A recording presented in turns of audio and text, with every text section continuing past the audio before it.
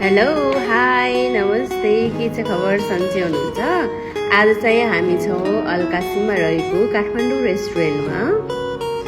यहाँ चाहिँ नेपाली खानाहरू पाइन्छ, नेपाली दाजुभाइहरू हुनुहुन्छ।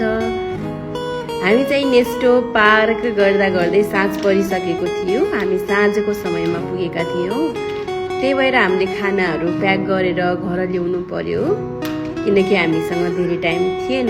सानो नानी भएको कारणले उसलाई पनि खाना खुवाउनु पर्ने थियो। हामीले अर्डर गरेका थियौँ मोमो अनि खाजा सेट, जसमा मुलाको अचार पनि रहेछ, नेपालकै स्वाद आउने। हामी नेक्स्ट टाइम पुरा टाइम मिलाएर जानेछौँ खानको लागि। अहिले यस्तै भयो हतार हतारमा। हाम्रो घर चाहिँ नजिकै भएको कारणले फेरि पनि आउनेछौँ। हजुरहरू पनि भिजिट गर्नु होला काठमाडौँ रेस्टुरेन्ट। बाई।